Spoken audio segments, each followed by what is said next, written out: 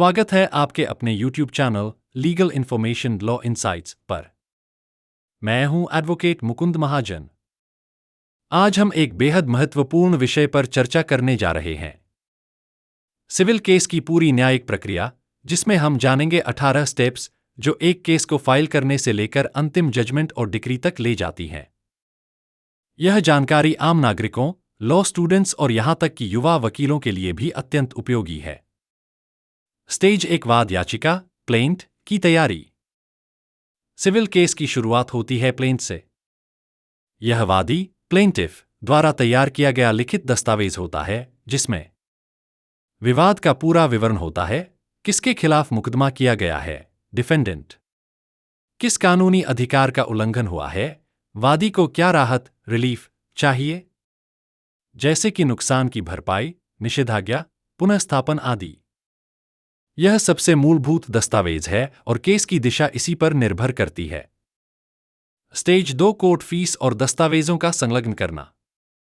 वाद याचिका के साथ साथ न्यायालय शुल्क कोर्ट फीस अदा करना आवश्यक होता है, जो मुकदमे की राशि के अनुसार निर्धारित होता है। साथ में आवश्यक दस्तावेज, साक्ष्य, पहचान पत्र, प्रॉपर्टी पेपर्स या अन्य संलग्नक लगाए जाते हैं। एक वेरिफिकेशन क्लॉज भी दिया जाता है कि याचिका में दी गई जानकारी सत्य है। स्टेज 3 रजिस्ट्रार द्वारा स्क्रूटिनी और केस को रजिस्टर करना। याचिका दाखिल होने के बाद कोर्ट का रजिस्ट्रार यह सुनिश्चित करता है कि सभी दस्तावेज पूरे हैं। यदि कोई त्रुटि हो तो उसे सुधारने का अवसर मिलता है।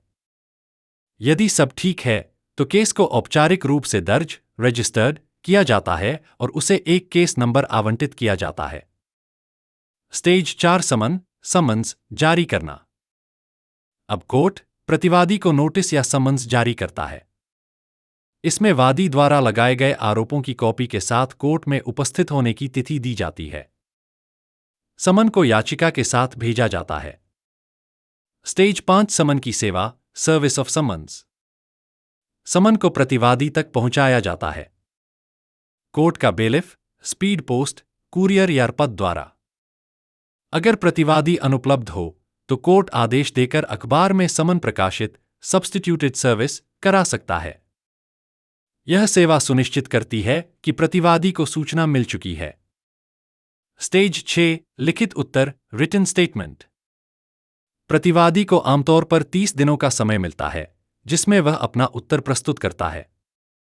इस उत्तर में वह आरोपों का खंडन करता है, आवश्यक हो तो अपना प्रतिदावा काउंटर क्लेम भी कर सकता है, कानूनी और तथ्यात्मक आधार प्रस्तुत करता है।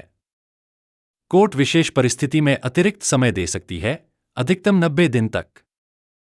स्टेज 7 वादी का प्रत्युत्तर रिप्लिकेशन। यदि आवश्यक हो तो वादी प्रतिवादी के उत्तर पर अपना उत्तर दे सकता है, इसे रिप्लिकेशन कहा जाता है। यह मुख्य रूप से प्रतिवादी की आपत्तियों का उत्तर होता है। स्टेज 8 मुद्दों का निर्धारण फ्रेमिंग ऑफ इश्यूज।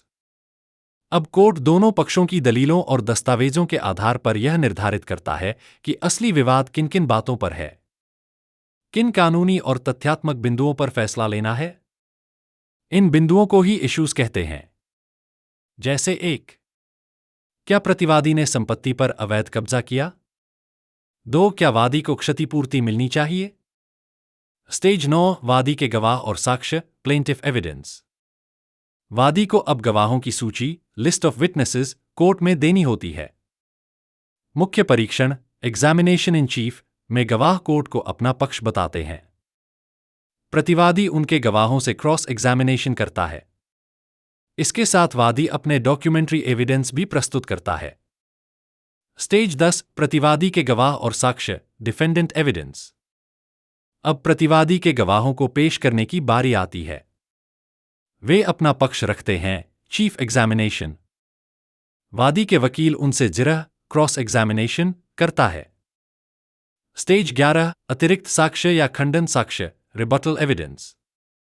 यदि कोर्ट को लगे कि केस में और स्पष्टता की जरूरत है तो दोनों पक्षों को रिबटल एविडेंस देने का मौका मिलता है। स्टेज 12 बहस फाइनल आर्ग्यूमेंट्स। अब दोनों पक्षों के वकील मौखिक बहस करते हैं। कानून की व्याख्या, मिसालें, प्रेसिडेंट्स और साक्ष्यों के आधार पर अपनी बात रखते हैं। यह कोर्ट के समक्ष अंतिम प्रस्तुति होती है। स्टेज 13 निर्णय आरक्षित करना, जजमेंट रिजर्व्ड।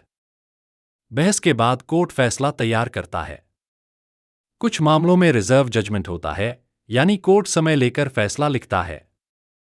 तिथि तय की जाती है जब निर्णय सुनाया जाएगा। स्टेज 14 निर्णय सुनाया जाना, प्रोनाउंसमेंट ऑफ जजमेंट। निर्धारित तारीख को कोर्ट अपना फैसला सुनाता है। यह एक विस्तृत आदेश होता है जिसमें कोर्ट किसे राहत दी जा रही है, किस आधार पर निर्णय दिया गया। यह निर्णय लिखित रूप में होता है और कोर्ट रिकॉर्ड में दर्ज किया जाता है। स्टेज 15 डिक्री तैयार करना, प्रिपरेशन ऑफ डिक्री। फैसले के अनुसार एक डिक्री तैयार की जाती है। यह एक निष्कर्षात्मक दस्तावेज होता है जो निर्णय का अनुपालन सुनिश्चित करता है। इसमें स्पष्ट रूप से लिखा होता है कि किस पक्ष को क्या आदेश दिया गया है।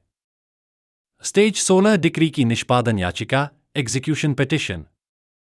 अगर आदेश के बावजूद प्रतिवादी अनुपालन नहीं करता तो विजेता पक्ष कोर्ट में एग्जीक्यूशन पिटिशन दायर करता है।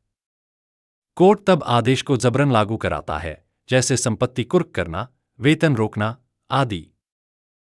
स्टेज 17 अपील का अधिकार, राइट टू अपील। अगर कोई पक्ष निर्णय से संतुष्ट नहीं है तो वह नियत समय के भीतर उच्च अदालत में अपील कर सकता है। उदाहरण सिविल जज के फैसले के खिलाफ जिला न्यायालय, जिला न्यायालय के फैसले के खिलाफ हाई कोर्ट, हाई कोर्ट के फैसले के खिलाफ सुप्रीम कोर्ट। स्टेज 18 अंतिम निष्कर्ष, फाइनल कंक्लूजन। जब अपील नहीं की जाती या अपील में भी अंतिम निर्णय हो जाता है तो मामला पूर्ण रूप से समाप्त माना जाता है। इसके बाद डिक्री को कार्यान्वित किया जाता है और पार्टी को उसका वैधानिक अधिकार मिल जाता है।